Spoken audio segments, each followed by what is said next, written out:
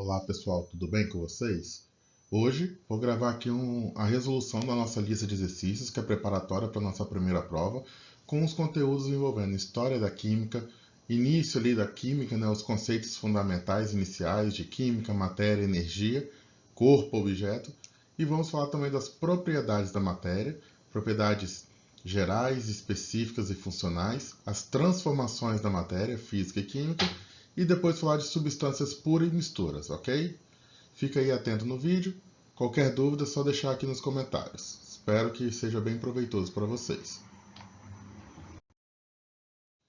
Pessoal, vou deixar aqui os meus contatos. Qualquer dúvida pode mandar por e-mail a foto da sua resolução, que eu tento ajudar, ou então deixa aqui nos comentários do vídeo, ok? Então vamos começar.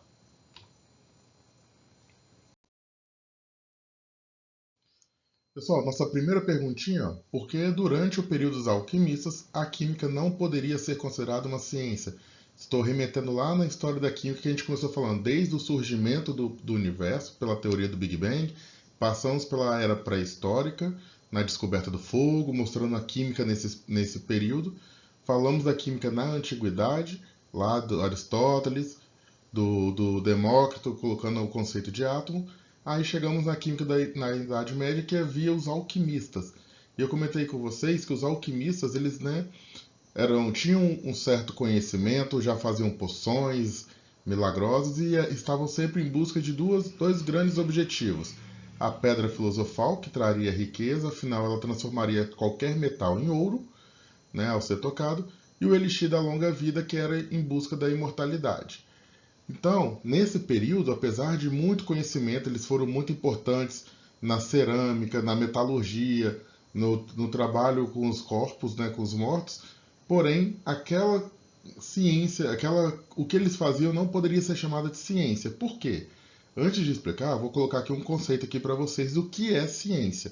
Ciência, né, ela tem a ver com o significado dela é conhecimento, saber. Aí você se pergunta, mas nesse período eles conseguiam fazer poções que curavam as pessoas. Eles tinham conhecimento e saber, então poderia ser ciência. Eles tinham conhecimento, porém ainda faltava algo a mais para poder ser ciência, né? Eles tinham conhecimento adquirido pela prática, mas para ser ciência, a gente colocar, definir, né, bater no martelo que é ciência, eles precisavam de uma coisa a mais: divulgar, abrir para a sociedade o que eles sabiam, abrir o seu conhecimento. A partir do momento que você divulga o seu conhecimento, porque a ciência tem a ver com divulgação também. A partir do momento que você divulga o seu conhecimento e outros conseguem reproduzi-lo, aí você tem a materialização da ciência.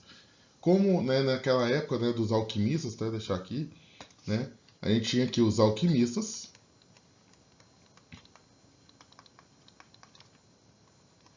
A gente poderia falar que os alquimistas, né, eles eram definidos por mistério,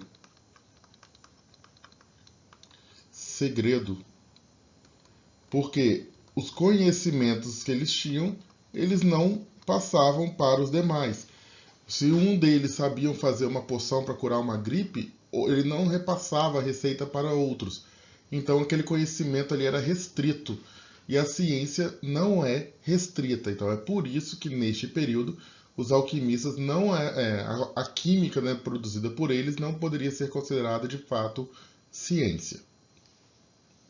Ok? Vamos para a nossa próxima questão, que é bem parecida com essa. A nossa próxima questão: explique como Lavoisier se tornou o pai da química moderna. Falei para vocês que Lavoisier ele é tido como o pai da química. O que ele fez? Qual é a diferença dele para os alquimistas? O Lavoisier ele faz uma mudança drástica, né, no período, né, já lógico, depois da Idade Média foram passados alguns ali, até que chegamos aqui na Idade Moderna, onde Lavoisier ele divulga, ele publica, né, um livro falando sobre métodos de dar nome a compostos químicos, e ele começa a divulgar também em jornais e revistas todo o seu trabalho, as pesquisas que ele estava fazendo, só que ele não fala apenas o que ele estava fazendo, ele coloca passo a passo da sua pesquisa, para que qualquer pessoa que tivesse um conhecimento e condições pudessem reproduzir e chegar nos mesmos resultados que ele estava chegando. Então, ó, lembrando, né, do conceito de ciências, qual é a diferença de Lavoisier para os alquimistas? Então, ó, Lavoisier. O Lavoisier, ele vai lá, ele faz a divulgação. Segredo, não tinha segredo no período de Lavoisier, né? Não tinha mistério, segredo, era tudo aberto, divulgado para que outros pudessem repetir, reproduzir os seus trabalhos. E aqueles que repetiram conseguiram chegar às mesmas conclusões que Lavoisier naqueles experimentos. Isso contribuiu bastante para que outros também começassem a publicar os seus trabalhos, e aí sim começou a haver uma divulgação científica. E aí começou a criar a química como disciplina, como ciência. E aí, a partir desse momento, que começa a ter as grandes, né, inovações, evoluções no estudo da química, ok? Se a gente está estudando a química hoje, é graças a essas primeiras publicações de Lavoisier.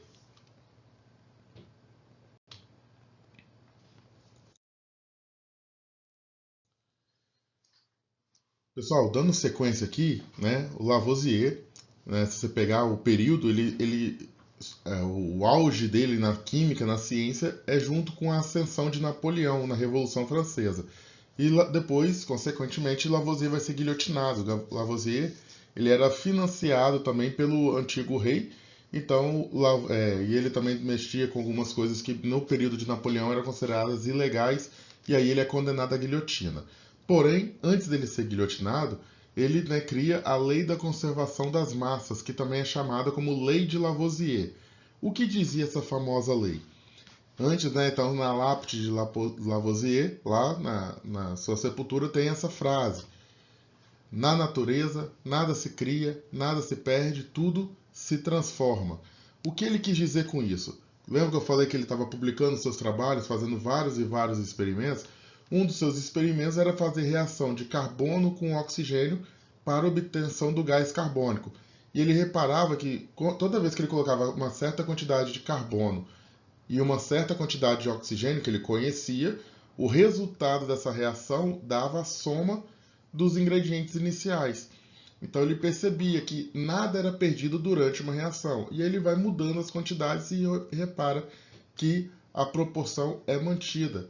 Então ele reparava, se eu colocar 10 gramas para reagir, tem que formar 10 gramas do meu produto final. Nada pode ser perdido. E nós hoje, né, nós sabemos que a gente não consegue destruir a matéria, a gente consegue fazer reações e transformá-la em outras coisas. Então aqui que temos a lei de Lavoisier: nada se perde, nada se cria, tudo se transforma.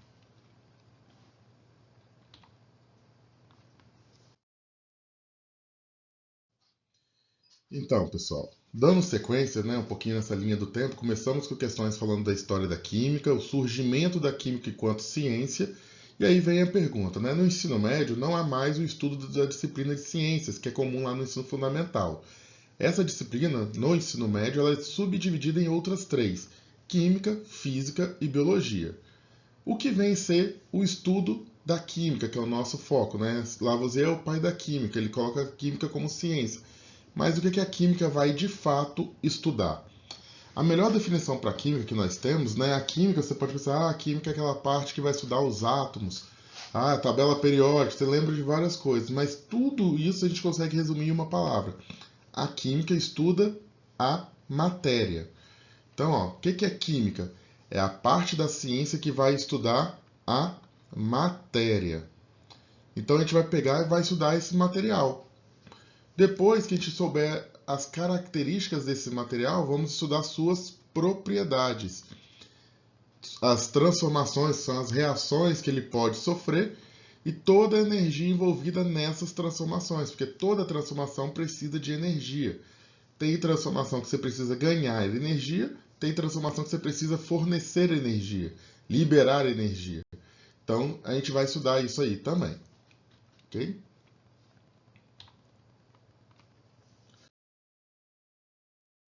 Então, pessoal, a gente acabou de ver o conceito de química. Química é a parte da ciência que vai estudar a matéria. Aí sempre vem aquela pergunta, ok, química estuda matéria, mas o que vem a ser matéria? Por isso tem essa questão aqui, ó. Explique os conceitos de matéria, corpo, objeto e energia. Então, começando por matéria. O que vem a ser matéria?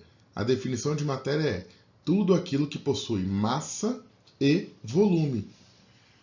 Matéria é tudo aquilo que possui massa e volume. Aí você pode achar em alguns lugares, digitar no Google, você vai achar que matéria é tudo aquilo que possui massa e ocupa um lugar no espaço. O espaço ocupado é o que nós chamamos de volume, então são sinônimos, ok?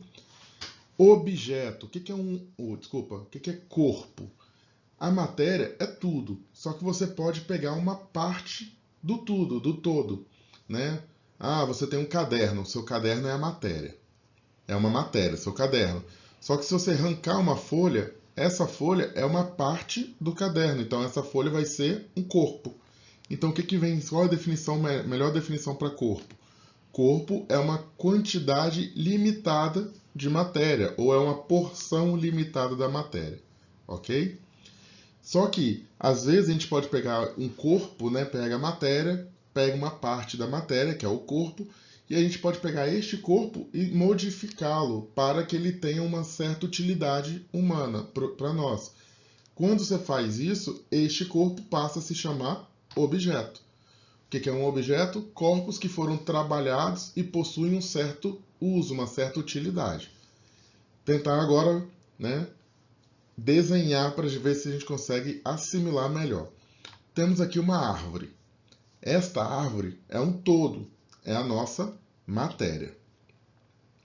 Só que eu não quero trabalhar com essa matéria inteira. Eu vou cortar essa árvore e vou pegar uma parte dela. Pegar ali o tronco da árvore. Esse tronco, né, são os pedaços de madeira ali que a gente consegue fazer, né, a partir do tronco.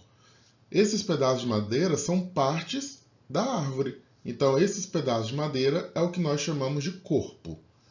E desses pedaços de madeira, a gente consegue trabalhá-lo e transformá-lo em uma cadeira. Esta cadeira é o que vamos chamar de objeto. Então aqui a gente tem a matéria, uma parte da matéria que é o corpo, e esse corpo modificado se transforma em um objeto, ok? Para finalizar, falta o conceito de energia, e é um conceito um pouquinho mais chato da gente explicar, porque é difícil ter uma definição para energia. Quando você vê lá na física, energia, definição, conceito de energia na física é capacidade de realizar trabalho. Mas que trabalho seria esse na química? Na química, a gente consegue, né, falar que a energia ela está associada à capacidade de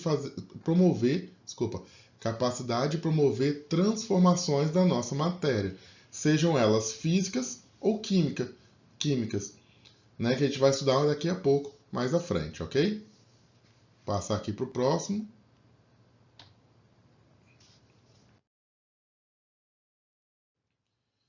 Falando, né, de algumas transformações da matéria, tem umas transformações físicas que são as mudanças de estados físicos. Na natureza, as substâncias químicas podem ser encontradas principalmente em três fases distintas, que são chamadas de sólida, líquida e gasosa. O que define em que estado uma substância estará são as temperaturas e a pressão. Para facilitar as análises químicas, foram nomeadas as mudanças de fase com base na imagem abaixo. Quais são esses nomes? Então, pessoal, primeiro, essa questão aqui, às vezes você já viu muito esses gráficos, você vai respondendo aqui automaticamente, letra A, letra B na ordem, mas primeira coisa, a gente tem que olhar quem é letra A, letra B, letra C neste desenho. Então, vamos lá, letra A. Aqui, o primeiro é o gelo é sólido, então é passando do gelo para a nuvem. Nuvem representa o estado gasoso. Então, qual é o nome da transformação de sólido para gasoso? O nome dessa transformação é sublimação. E ainda comentei com vocês na aula, temos 4 substâncias que sofrem sublimação. Naftalina, toda vez, você viu que a questão falou naftalina, já marca a sublimação. Gelo seco, iodo e cânfora. Essas são as substâncias conhecidas que sofrem sublimação. Passam do estado sólido para o gasoso e vice-versa, de forma direta. Letra B. O B está indo de sólido para, aqui ó, água da torneira, líquido. Então está saindo de sólido para líquido. Qual é o nome de sólido para líquido? Olha lá no caderno, vai ver que é fusão. O C está vindo aqui ó, da torneira, líquido, para a nuvem, que é gasoso. Líquido para gasoso, o nome é vaporização. Falamos, né, mas já tem uma questãozinha daqui a pouco para falar sobre os tipos de vaporização, que é evaporação, ebulição e calefação. Letra D, ó, letra D é a água líquida, né, água da torneira virando gelo. O nome disso é solidificação. Solidificação. E para finalizar, a letra E, de gasoso da nuvem para a água líquida, ou seja, de gasoso para líquido. O nome disso é condensação. Também pode ser chamado de liquidificação também, tá? Liquefação.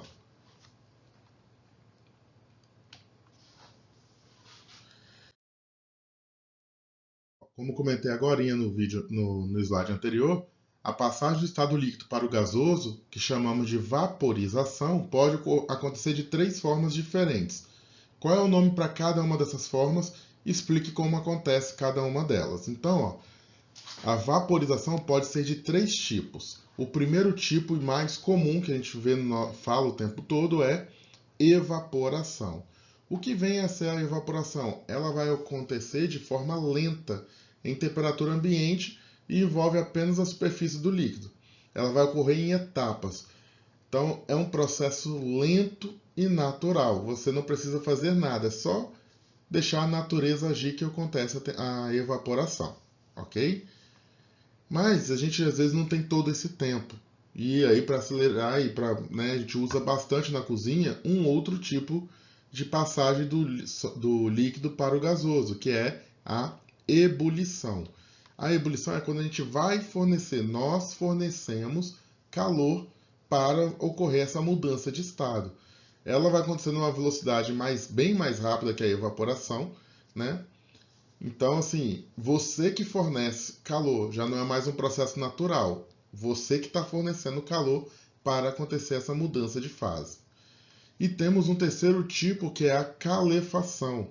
Ela é instantânea, ela acontece de forma brusca. Até dá aquele barulhinho, né, quando você deixa um pouco de água cair numa chapa quente.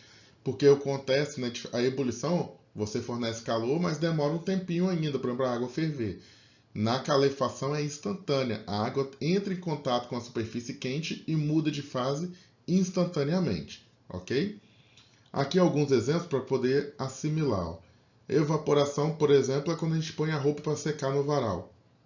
Ebulição é quando a gente põe água para fazer um chá, para fazer café, macarrão, arroz.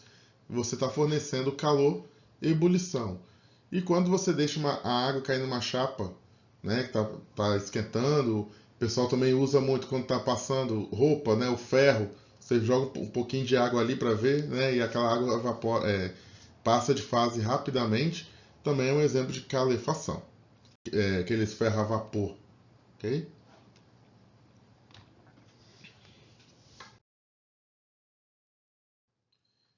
Vamos lá, próxima. Ó. Quando estudamos a matéria, analisamos também as suas propriedades. Lembra que química é a parte da ciência que estuda a matéria e suas propriedades. Estudamos que a matéria tem três tipos de propriedades: as gerais, específicas e funcionais. Explique cada uma dessas propriedades. Então, ó, dando sequência, quando a gente foi na aula lá, a gente deu sequência, falamos do estudo da matéria, corpo, objeto, mudanças de estado físico, sólido, líquido, gasoso, depois começamos a falar sobre as propriedades. Quais são as propriedades da matéria? Primeiras propriedades que a gente comentou, propriedades gerais. O que são as propriedades gerais? São aquelas propriedades que todo material vai ter. Né? Eu não posso usar uma propriedade geral para poder identificar uma substância, porque essas propriedades, tudo que é matéria vai ter. massa, volume, inércia, divisibilidade, impenetrabilidade, compressibilidade, elasticidade, descontinuidade e indestrutibilidade. Essas foram as propriedades gerais que nós comentamos. Todo material tem essas mesmas propriedades, então elas não servem para que a gente possa distinguir um material. Quando eu quero descobrir quem é esse material, achei uma amostra desconhecida, quero descobrir quem é. Eu não uso propriedades gerais, eu uso propriedades específicas. São aquelas, né, que são específicas de cada material. Por exemplo, tem material que brilha, tem material que não brilha. Tem material que atrai metal, né, tipo ímã. Tem material que não. Então, são propriedades específicas, são características individuais de cada material. Essas características que nós vamos usar para poder identificar um material, diferenciar um material do outro. Achei uma amostra desconhecida, procuro essas propriedades para poder dizer que material é aquele. E por fim, temos as propriedades funcionais. O que são as propriedades funcionais? São propriedades comuns a um determinado grupo de substâncias, né, elas se agrupam de acordo com a função química. Essas funções vamos estudar mais à frente durante o ano, que são, por exemplo, ácidos, bases, sais e óxidos. Esses grupos possuem características, né, cada grupo, por exemplo, os ácidos possuem características próprias, as bases, aí eles são agrupados de acordo com as suas funções, ok?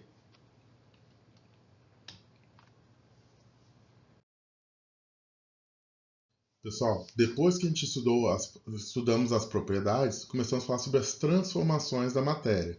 Relembrando, química fala da matéria, suas propriedades e transformações. Então, agora a questão falando sobre as transformações.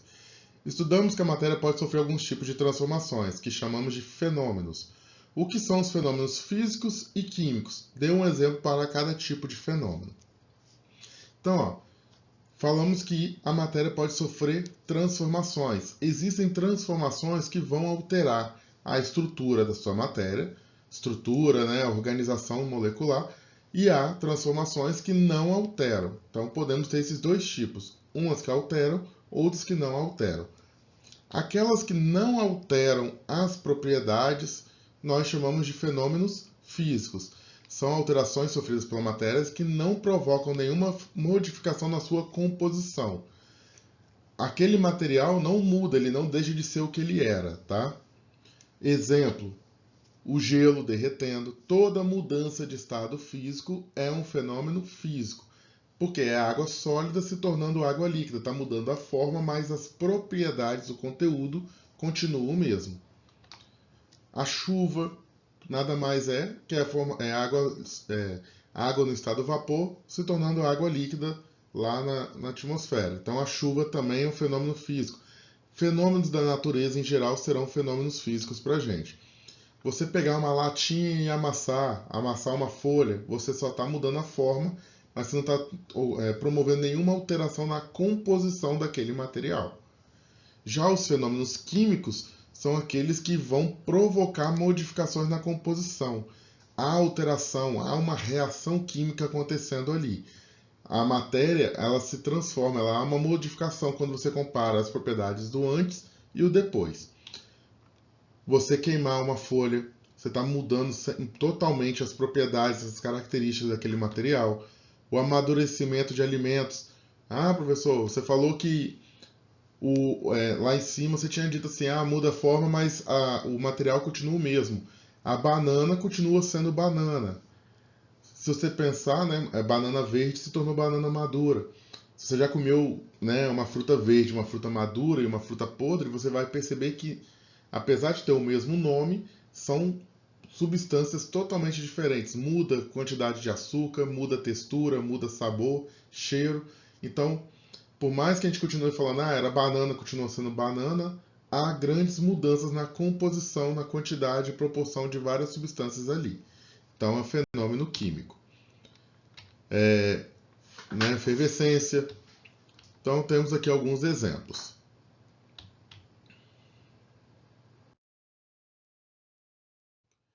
Bom, pessoal, uma dica aqui para vocês, né? Fica a dica. sobre fenômenos químicos. Como a gente vai identificar que houve uma transformação química, uma reação química, um fenômeno químico? Temos algumas formas. Quando você observar mudança de cor, sabor, cheiro, é um fenômeno químico. Liberação de gás, efervescência, formação de bolhas, é evidência de um fenômeno químico. Surgimento de fogo, aumentar a temperatura, é também. Precipitação, o que é precipitação? Formação de um sólido insolúvel. Quando você mistura duas substâncias e há a formação de um sólido insolúvel ali, após essa mistura, é evidência que teve uma reação química e formou um produto que não é solúvel. Né? Desaparecimento de cor de uma substância inicial, entre outras, né, variáveis. Ok? Então aqui são algumas dicas para a gente conseguir observar de uma forma mais clara se houve ou não um fenômeno químico.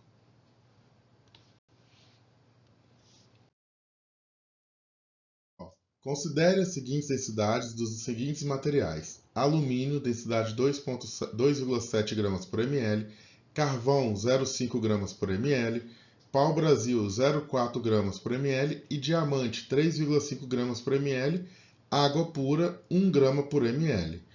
Ao ser adicionados à água pura, em temperatura ambiente, pedaço de cada um desses materiais, explique o que ocorrerá com cada um desses materiais citados acima. Então, pessoal, a gente vai pegar e vai adicionar cada um desses materiais à água. A água, então, vai ser a nossa referência. E aqui em cima falou sobre, né, qual é a propriedade específica que a gente está usando. Densidade. Então, só para relembrar, o que vem a ser densidade?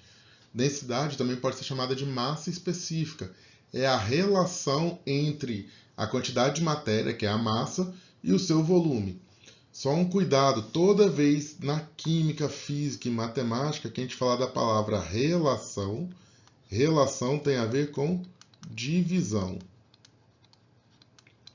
Então, traduzindo essa definição em uma fórmula, temos que densidade é a relação entre massa e volume, ou seja, densidade é massa dividido pelo volume. Mas essa questão não precisa fazer conta, é só fazer uma análise do conceito de densidade. A densidade da água é 1. O que isso quer dizer? Se eu jogar algum material com densidade menor que da água, esta substância ficará em cima, boiando, flutuando. Se eu adicionar alguma substância com densidade maior que a da água, esta substância irá para o fundo, né? Irá afundar. Então basta que a gente olhe quem tem densidade maior que da água, afunda. Quem tem densidade menor que da água, flutua. Então vamos colocar aqui as nossas opções. Ó. Colocar na ordem: alumínio,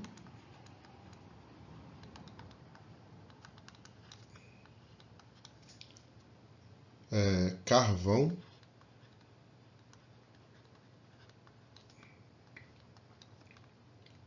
pau-brasil,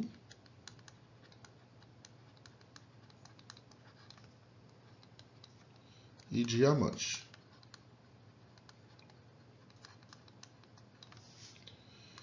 Ó, o alumínio, a densidade do alumínio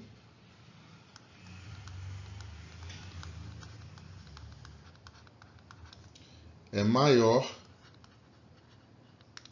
que a da água.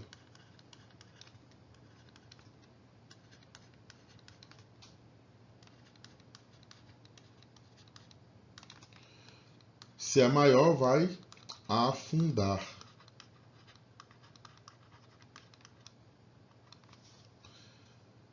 Carvão. A densidade do carvão é menor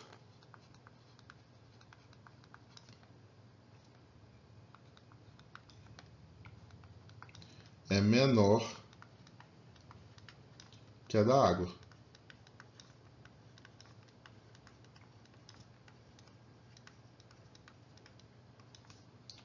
Então ele vai flutuar. Ou boiar, se você preferir. Pau-brasil, densidade do pau-brasil também é menor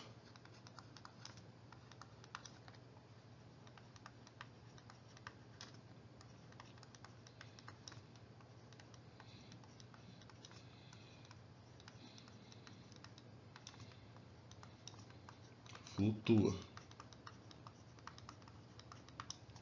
E por fim temos diamante. A densidade do diamante é superior à da água.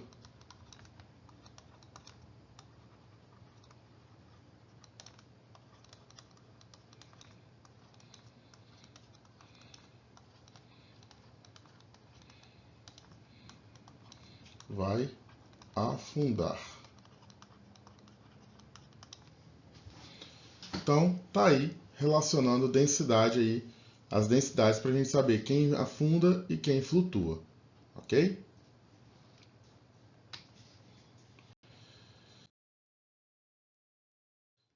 Nessa próxima questão, pessoal, vamos continuar com o conceito de densidade. Um certo estudante, após a aula de química sobre densidade, foi para a quadra jogar bola. Ao regressar para a sala de aula, pegou seu desodorante e, antes de usá-lo, reparou nas informações contidas no rótulo: 150 ml ou 90 gramas. Com essas informações e ainda lembrando do que aprendera na aula de química, ele calculou corretamente a densidade do desodorante. Qual foi o valor encontrado pelo estudante? Explique através de cálculos matemáticos. Então, o estudante, ele pegou o desodorante. Se você pegar um desodorante e olhar no rótulo, você vai ver essas duas informações, a massa e o volume. E aí a pessoa calculou, né, de uma forma, né, grosseira ali, pegou e fez a conta.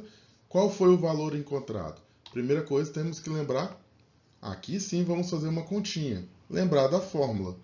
Densidade é a massa dividido pelo volume. E aí, vamos anotar aqui, ó. Qual foi a massa que ele viu no rótulo? 90 gramas. Qual foi o volume? 150 ml. Professor, como você sabe que a massa era 90 gramas, não 150? Porque lembra, o grama, o Gzinho, é a unidade de massa, grama, quilo. O ml é a unidade de volume, ml, litro. Então, cuidado para você não confundir aqui. Então, ó, densidade é igual a 90 dividido por 150. Para facilitar, ó, vamos cortar. Corta 0 com 0. Densidade é igual a 9 dividido por 15. Se você não tem calculadora, na hora da prova não vai poder usar a calculadora, temos que lembrar da matemática. Ó. Simplifica 9 e 15 por 3. Quando você simplifica, você vai ter que densidade é igual a 3 dividido por 5. Ah, 3 dividido por 5, vem aqui, ó. O 3 não divide por 5, então você põe o 0, põe a vírgula e acrescenta um 0 lá. 30 dividido por 5, 6. 6 vezes 5, 30. Para 30 falta nada. Então está aqui a nossa resposta, ou seja, densidade é igual a 0,6 gramas por ml. Então este foi o valor encontrado pelo estudante ao calcular a densidade do desodorante. E essa conta aqui já é a explicação através dos cálculos matemáticos, ok?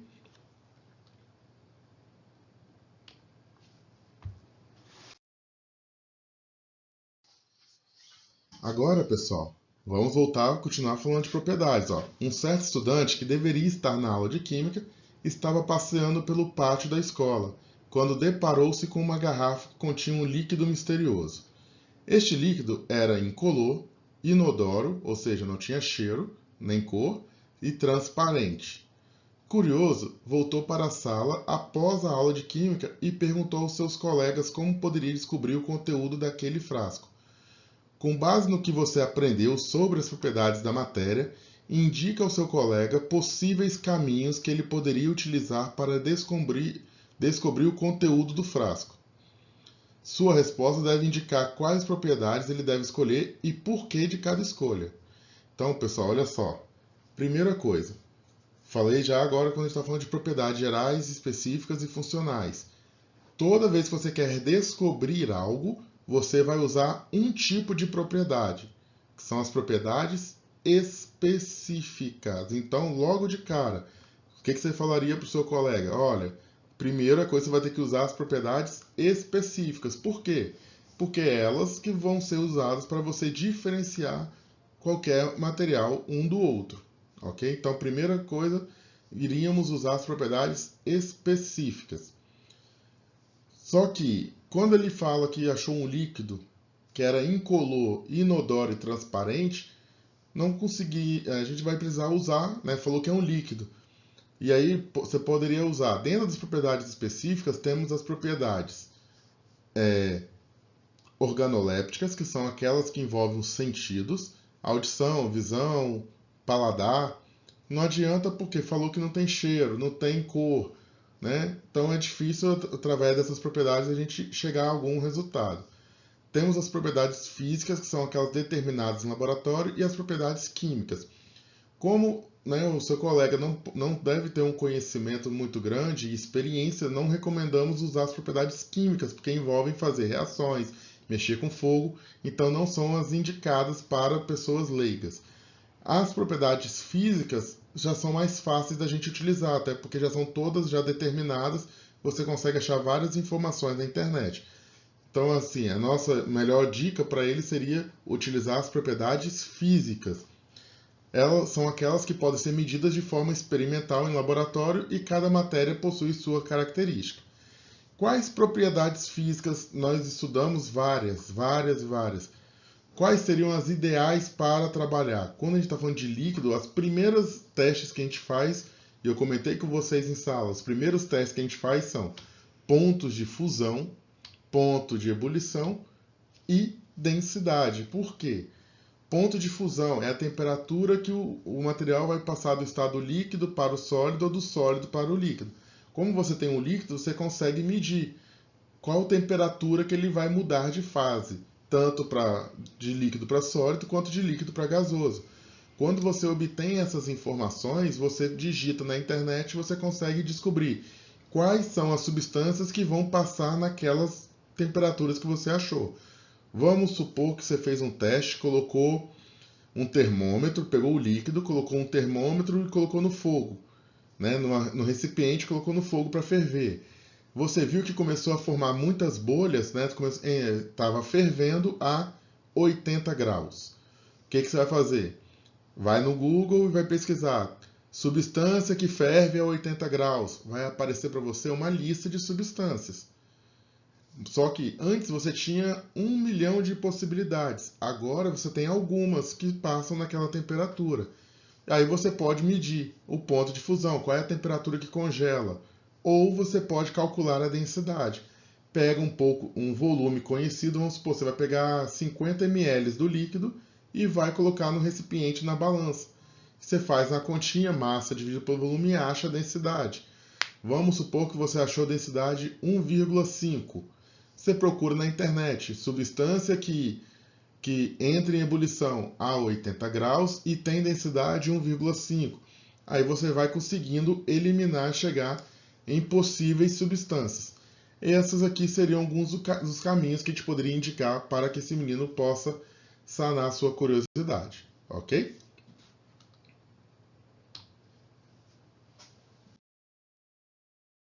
Então, envolvendo fenômenos, é comum o uso de água oxigenada como agente desinfetante em cortes e ferimentos. Quando a água oxigenada entra em contato com o sangue do ferimento, ela se decompõe produzindo água e liberando gás oxigênio, que é o responsável pela efervescência. Com base nessa informação, responda: ocorre fenômeno físico ou químico durante esse procedimento? Por quê? Então, vou colocar uma resposta aqui: ocorre um fenômeno químico.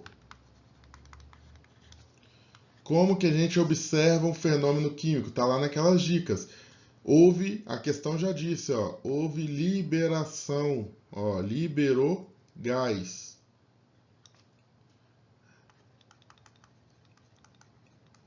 E a gente falou, se há liberação de gás, é evidência de um fenômeno químico. Então, por meio da liberação de gás ou da efervescência, né, que é a forma da gente observar o gás, temos a conclusão que aquilo ali é um fenômeno químico que está acontecendo. Certo?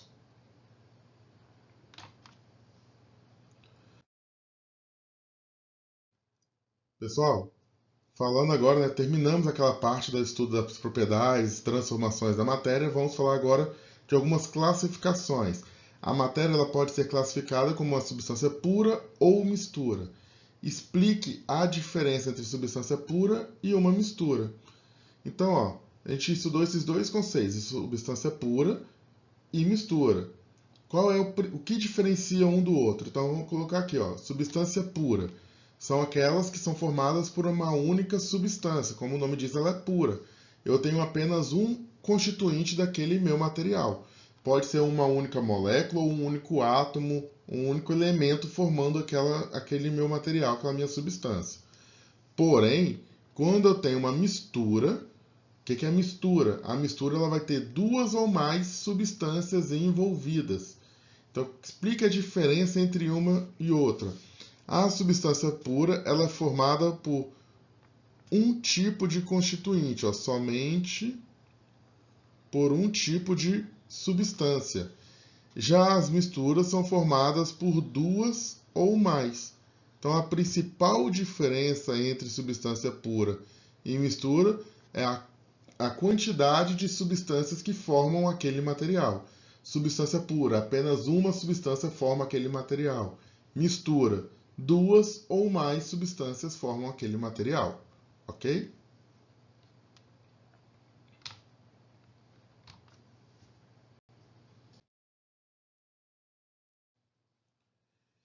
Porém, quando a gente falou dessa forma, né, que é a substância pura e misturas, só que cada uma delas pode ser subdividida. As substâncias puras podem ser classificadas em simples e compostos. Qual é a diferença entre elas? Substância pura simples. Ela é uma molécula que é formada por um único elemento. Eu só vou ter um elemento formando aquele material. Por exemplo, o gás hidrogênio só tem átomos de hidrogênio naquela molécula. Gás oxigênio só tem átomos de oxigênio naquela molécula.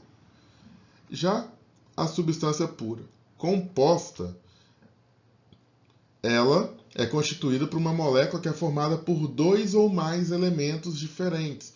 Como assim?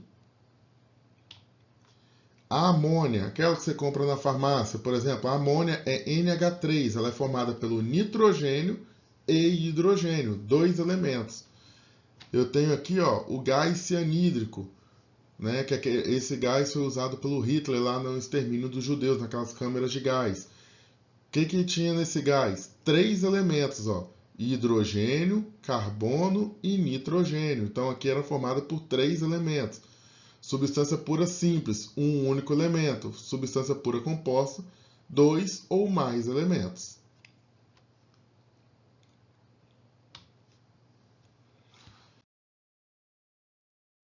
Porém, pessoal, dentro das substâncias puras simples, existe um fenômeno chamado alotropia. O que vem a ser esse fenômeno? A alotropia é quando um elemento químico ele consegue te fornecer duas ou mais substâncias diferentes. O mesmo elemento ele fornece substâncias diferentes. Como assim? Olha o oxigênio.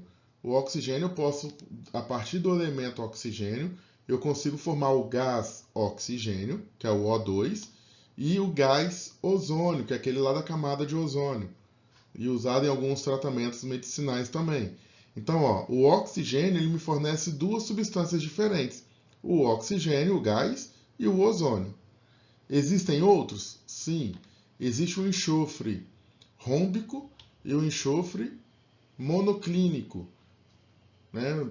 Só para você saber, são algumas muito citadas, né? Principalmente o oxigênio. Mas ó, repara a estrutura, ó, o enxofre, as duas formadas por enxofre, mas tem desenhos diferentes. O fósforo, existe o fósforo branco e existe o fósforo vermelho. E a principal, né, que a gente tem também, o oxigênio sempre cobrado e essa aqui também, ó, o grafite e o diamante. E temos agora também o fulereno. Ambos, os três, são formados por átomos de carbono. Ok? Então, a alotropia é isso: um elemento gerando duas ou mais substâncias diferentes.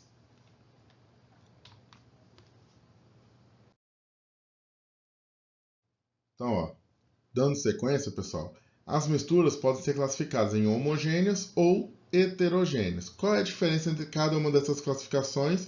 E explique também o que são fases e colóides. Então, começando por fase. O que é fase? Fase é cada uma das porções que apresenta aspecto homogêneo e uniforme. É aquilo que quando a gente bate o olho a gente consegue enxergar. Tudo que você conseguir enxergar é o que nós vamos chamar de fase. Se você observar coisas diferentes, quer dizer que existe mais de uma fase ali. Quando você vê apenas uma fase, falamos que temos uma mistura homogênea, que são chamadas de soluções verdadeiras. Elas apresentam, elas são formadas, como toda mistura, são formadas por duas ou mais substâncias, porém, essas substâncias se misturam de tal maneira que você enxerga uma coisa só. Tem um aspecto homogêneo e uniforme. Já as misturas heterogêneas são aquelas que você consegue diferenciar um material do outro. Quando você bate o olho, você enxerga duas ou mais fases. Porém, temos que ter um cuidado com uma substância chamada colóide, uma classificação dos colóides. Por quê? O colóide, quando você olha inicialmente, você fala, que ela tem um aspecto homogêneo. Porém, se você olhar de forma mais criteriosa, você vai perceber que a olho nu parece sim que ela é homogênea, porém, na verdade, ela é uma mistura heterogênea. Causa essas dificuldades aí, porque às vezes a gente precisa utilizar de microscópio para poder enxergar essas outras fases. Ok? Vou mostrar aqui agora uns exemplos para ver se fica um pouco mais claro essas separações.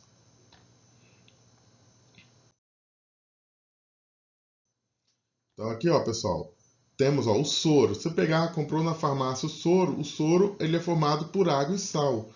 O sal ali está muito bem dissolvido, então você observa apenas uma única fase. Já a água mineral, mesma coisa, é a água com sais minerais dissolvidos, mas a gente observa apenas uma única fase. Claro que aqui eu estou falando da água mineral sem gás, tá? Aqui eu tenho água, óleo e areia. Você consegue diferenciar bem cada uma das fases. Então, você tem um sistema com 3 fases. Aqui temos uma mistura heterogênea.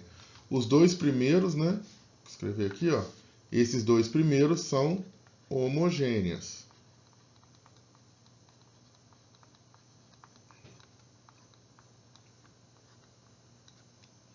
Apenas uma fase.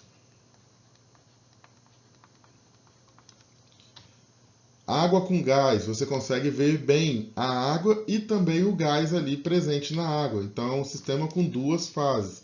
Então, aqui temos um sistema, misturas heterogêneas.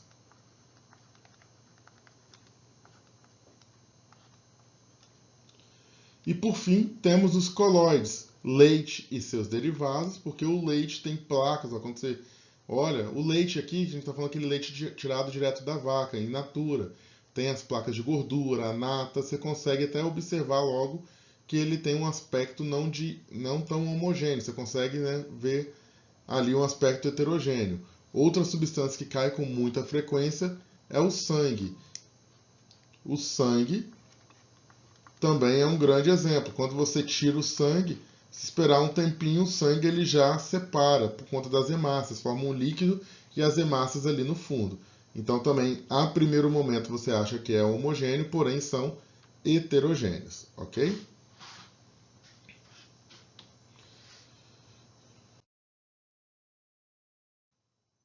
Pessoal, temos aqui um tipo de questão que para a gente utilizar, já caiu o Enem, as questões vestibulares adoram esse tipo de questão. Considere a tabela de pontos de fusão e ebulição das substâncias a seguir. A 1 atm de pressão, uma pressão qualquer. A 50 graus, quem vai estar no estado líquido? Eu tenho que lembrar uma coisa. Existe tipo uma tabelinha que você faz assim, ó. Escreve aqui, ponto de fusão, ponto de ebulição. Quem está depois do ponto de ebulição é gasoso. Se você estiver na temperatura depois do ponto de ebulição, é gasoso. Se você estiver antes do ponto de ebulição, do ponto de fusão, é sólido.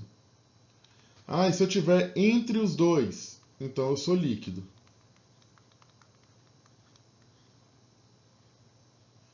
Então, pessoal, a gente vai pegar esta temperatura aqui, ó, os 50 graus Celsius, é a nossa referência. Tá?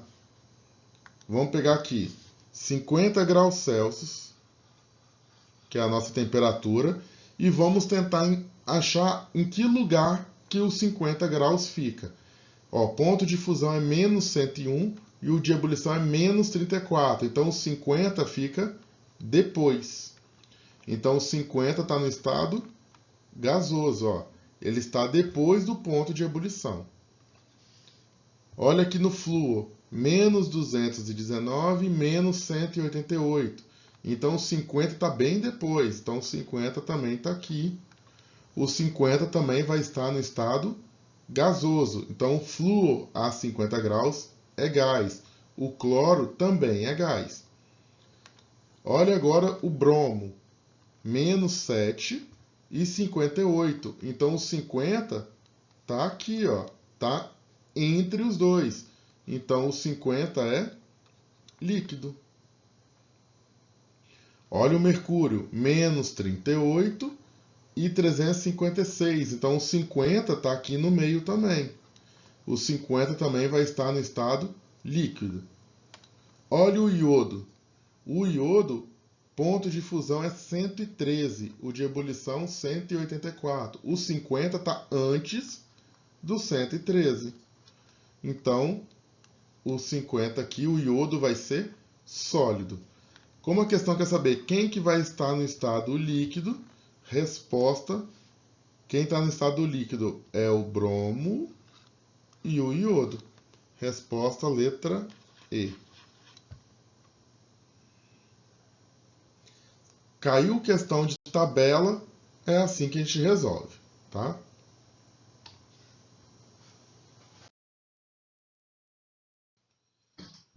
Vamos lá, pessoal. Isso aqui foi uma questão que caiu já umas 2 vezes na prova do IFES. Ó. No texto, um escultor recebe um bloco retangular de mármore e habilmente o transforma na estátua de uma celebridade do cinema. Podemos identificar matéria, corpo e objeto e, a partir daí, definir esses 3 conceitos. Matéria é o mármore.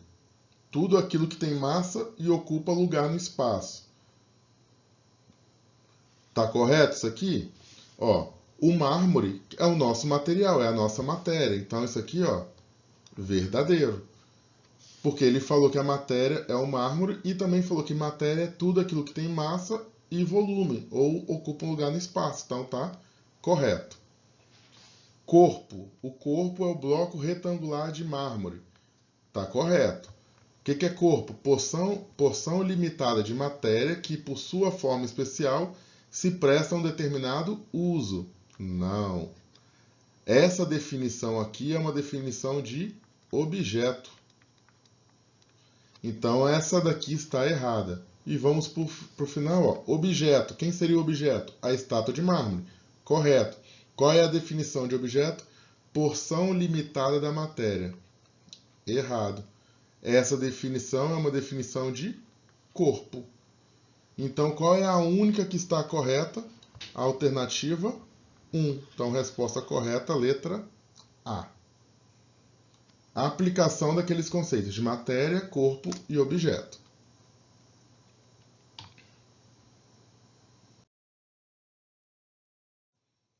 Olha essa aqui agora. Ó. Observe. Uma pedra de naftalina deixada no armário. Falei com vocês. Apareceu essa palavra aqui, ó, naftalina, você já pode escrever sublimação. Uma vasilha de água deixada no freezer. O que acontece se eu deixar a água no freezer? Solidificação.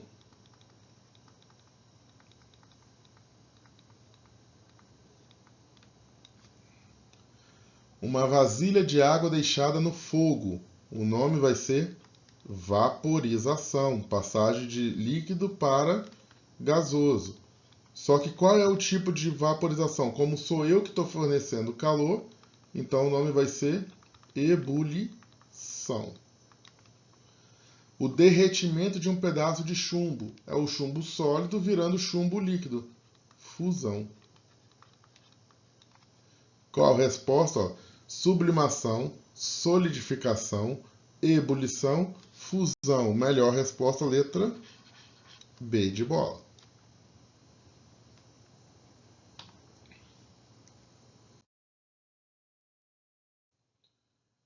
Pessoal, essa aqui para a gente falar das propriedades organolépticas são aquelas que estimulam os sentidos, propriedades físicas as determinadas no laboratório e propriedades químicas têm a ver com o tipo de reação que cada material vai sofrer. Ok? Ó. Sabor. Sabor remete a um sentido que é o paladar, então é uma propriedade organoléptica. Ponto de fusão, falamos hoje já, propriedade específica, física. Combustibilidade, capacidade de pegar fogo, é uma propriedade química. Reatividade, capacidade de reagir, propriedade química. Densidade, também falamos hoje, é uma propriedade física. Odor tem a ver com cheiro, olfato, é uma propriedade organoléptica. E os estados da matéria são propriedades físicas. Então ficou OFQQ,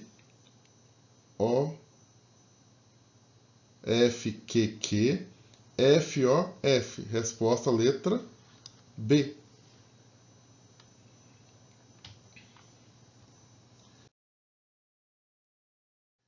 Agora vamos olhar, classificar se é fenômeno físico ou químico.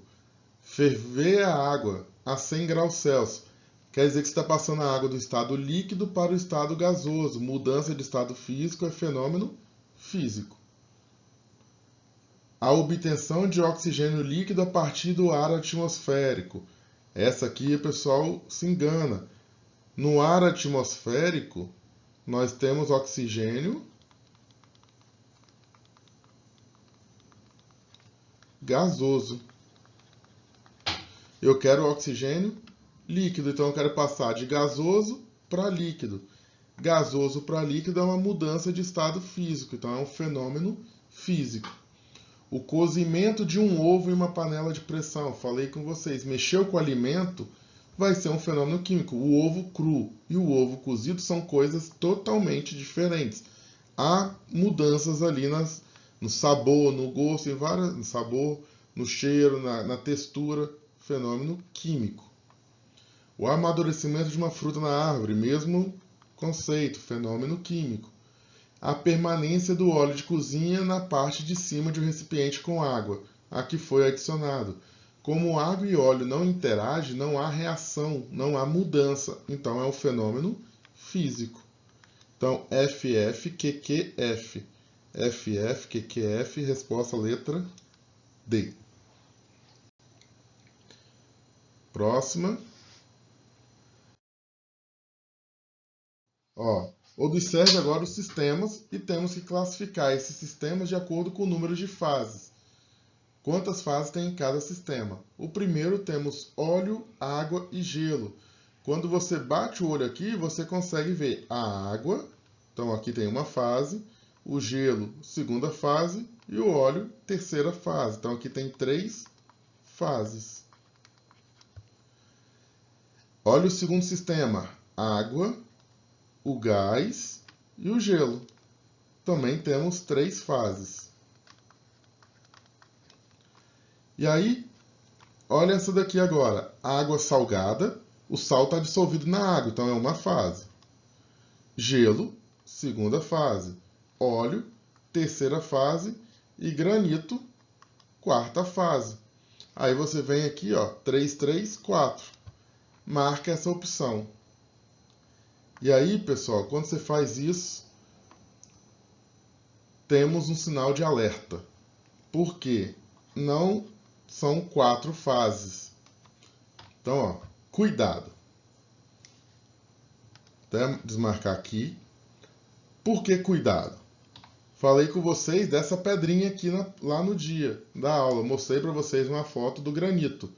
Quando você bate o olho aqui, nessa pedrinha do granito, você já começa a observar. Ó, dá para ver, né, mesmo que sem estar muito grande, Dá para ver aqui ó, que tem uns pontinhos pretos, uns pontinhos mais claros, né? Como se fosse um pontinho branco aqui e uma parte mais escura.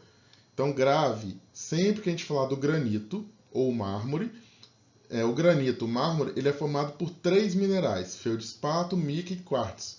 Ou seja, o granito tem 3 fases distintas. Então, quando eu olho aqui para o granito, eu tenho que ver 6 fases, né? 3 fases também. Então, aqui, para ficar mais claro.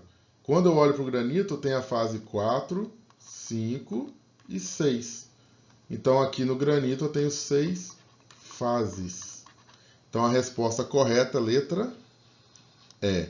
A letra B estava ali só para te induzir ao erro. Tá? Então, cuidado.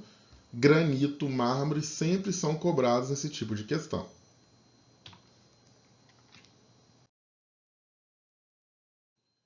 Vamos lá, pessoal, dando sequência aqui, ó.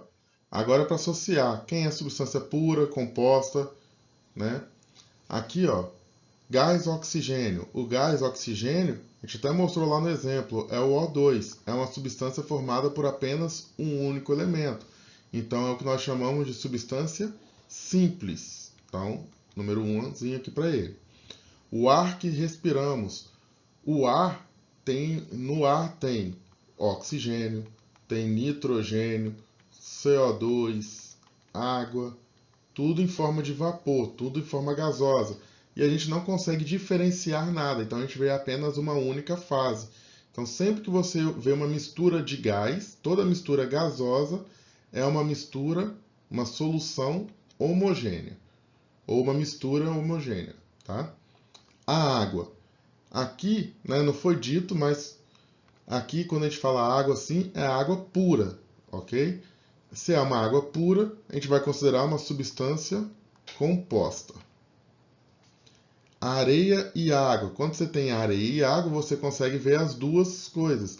É uma mistura heterogênea. E por fim, um átomo de sódio. O sódio é um elemento químico. Então a sequência é 3, 4, 5, 2, 1, resposta letra D.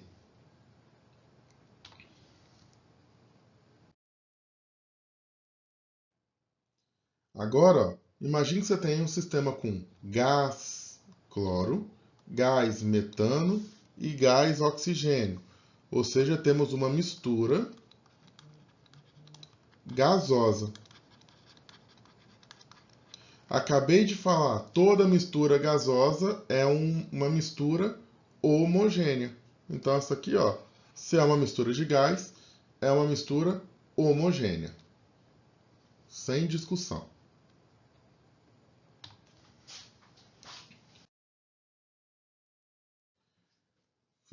Chegando aqui quase no final, ó.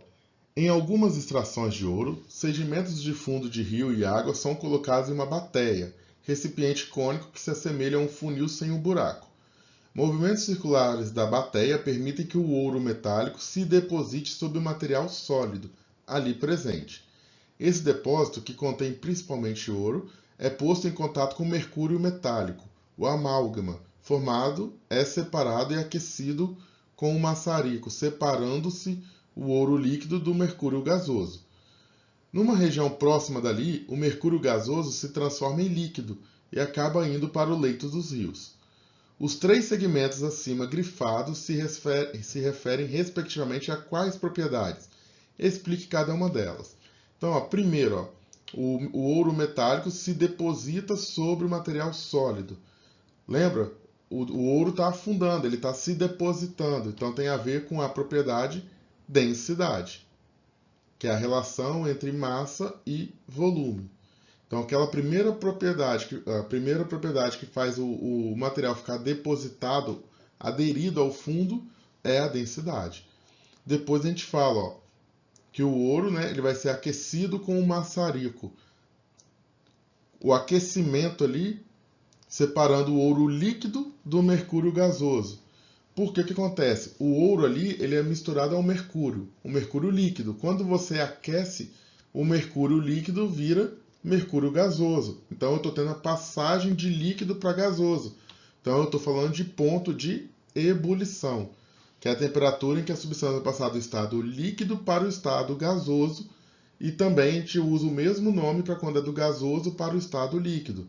É por isso que a última, quando fala que o mercúrio passa do gasoso para o líquido, também se chama ponto de ebulição. Então, nos três grifados, o primeiro é densidade, os outros dois são pontos de ebulição, certo?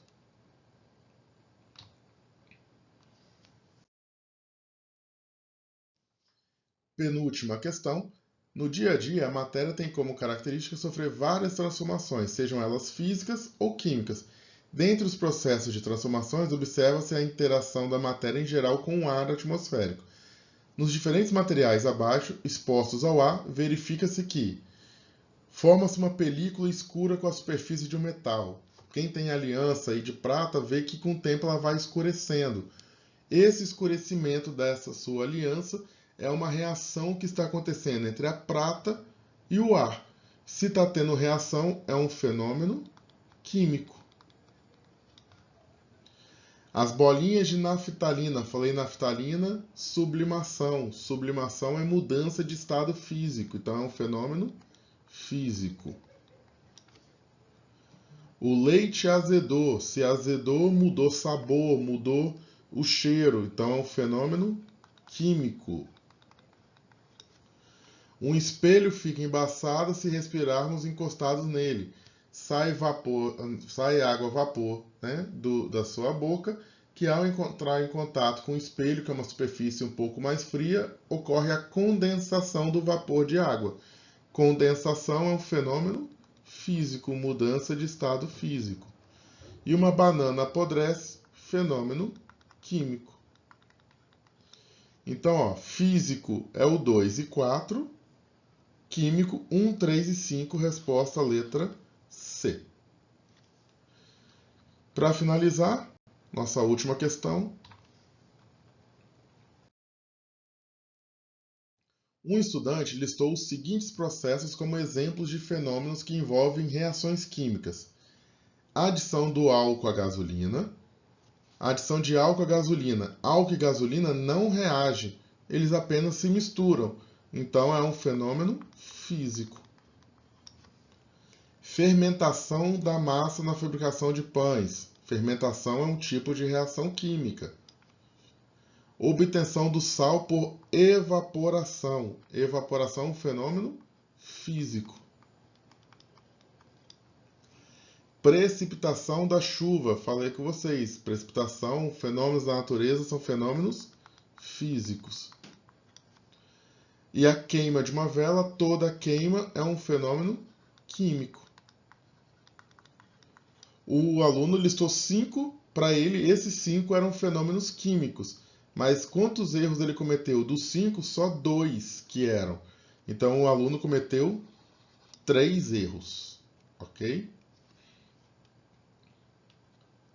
Então, pessoal, essa era a nossa lista. Ok?